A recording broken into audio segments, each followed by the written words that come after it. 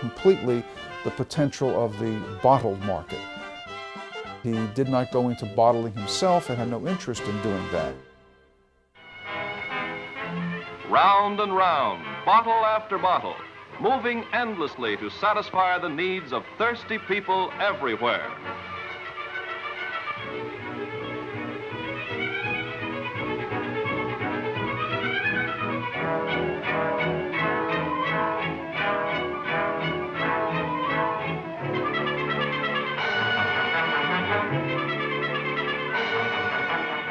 Refreshment on the move. Well, this bottle, for a lot of different reasons, is almost the perfect commercial package. First of all, it fits in the hand just perfectly.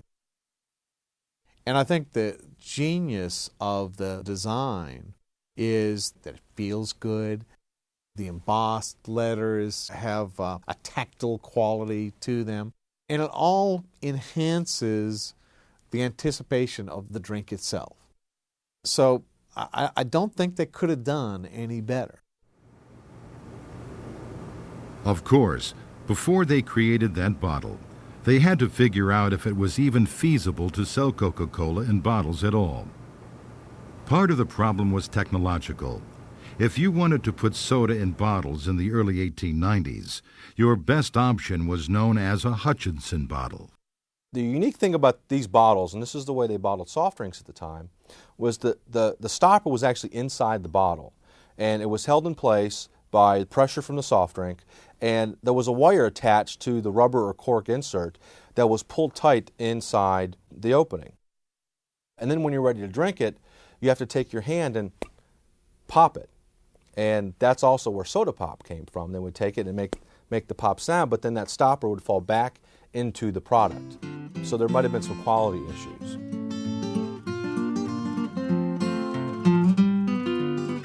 But it wasn't until 1899 that Chattanooga, Tennessee businessman Benjamin Franklin Thomas and Joseph Whitehead approached Candler about bottling on a wide scale and really got the idea off the ground.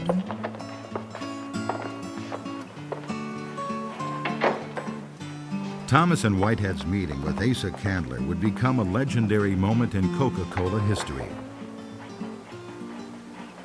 Bottles. Bottles? Yes, sir. Bottles. Folks could take them home.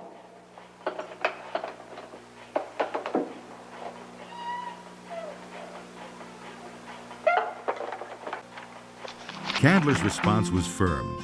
He said, "Gentlemen, we have neither the money, nor brains, nor time to embark in the bottling business." But he was happy to sell these Chattanooga businessmen Coca-Cola syrup if they were willing to go to the trouble of getting it into bottles and ensuring its quality once it got there. A contract was drawn up, and Candler gave them the right to bottle Coca-Cola, with no mention of royalties. In essence, he signed away the rights for nothing. You know, we look at that today and you say, what a crazy decision. Why did he give that away?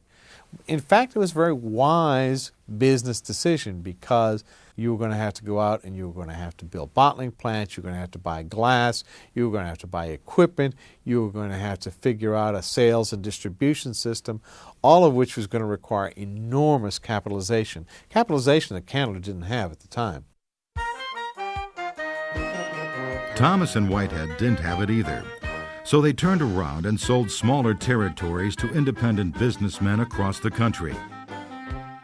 By 1909, there were bottling plants in 379 American cities and towns.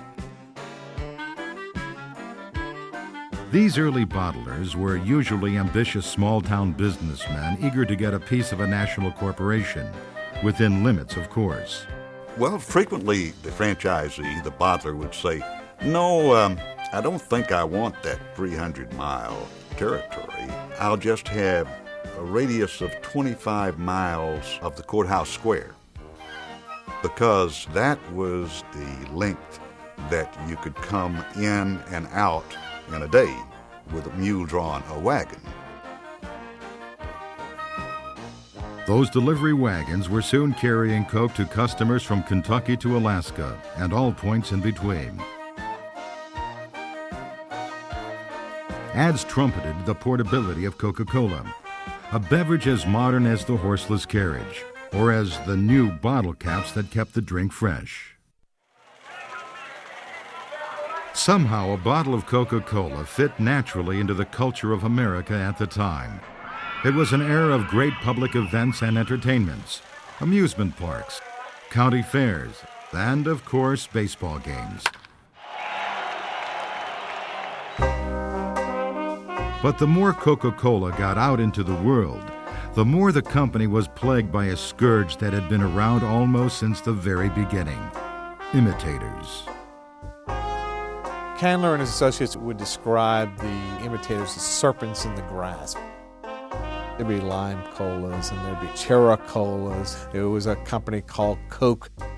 People who would spring up and try to capitalize on the success of this new product. Bottles made the problem worse. At the time, Coca-Cola was being sold in generic straight-sided bottles. The labels bore Candler's signature as proof of their authenticity, but that didn't always help.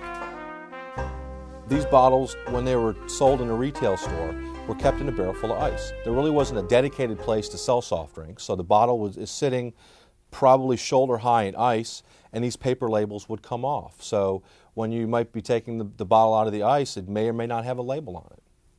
The only way to deal with this issue was to standardize the package, to come up with a bottle and a shape that was so unique that you could tell it was a Coca-Cola bottle by feeling it, even in the dark.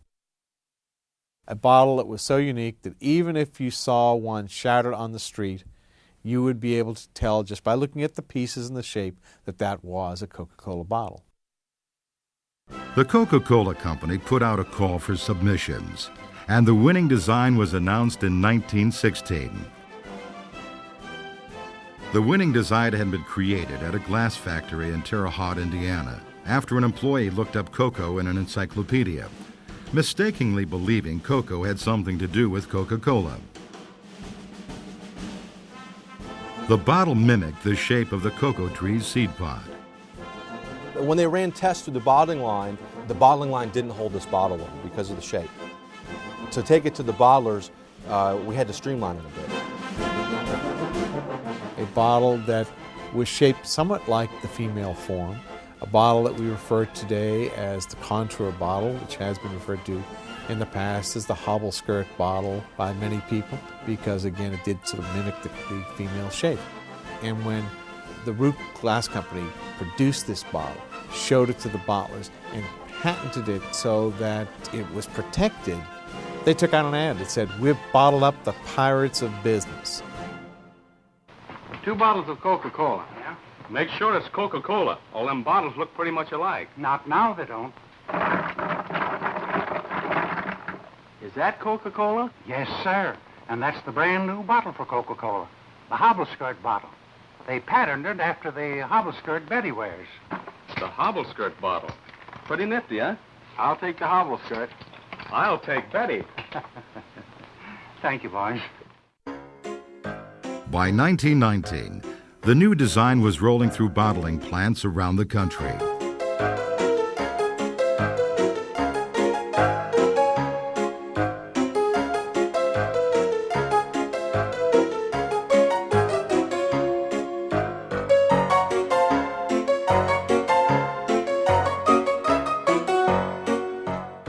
Over the years, that green glass bottle designed in Terre Haute, Indiana, would become the world's single most celebrated package. Designer Raymond Loewy said it had 20 cleverly concealed devices to lure and satisfy the hand. Andy Warhol depicted it in some of his first pop art paintings. And the bottle has even been celebrated in poetry. Heaviness and strength are its attributes, and a smoothness of throat. Even here, in its nugatory and neglected stance, it sends out a gelid touch into the cellar light. a cold, stony impetus towards coolness. And it outlives forever the ephemeral and amber flurry of its winking foam, the million-eyed, beady run of its tingling passage.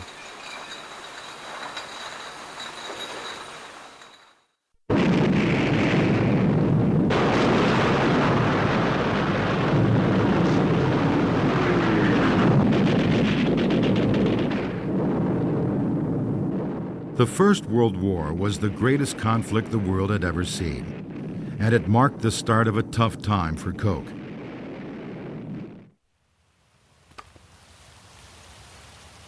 By 1917, when America entered the war, the Coca-Cola Company was the world's largest consumer of sugar.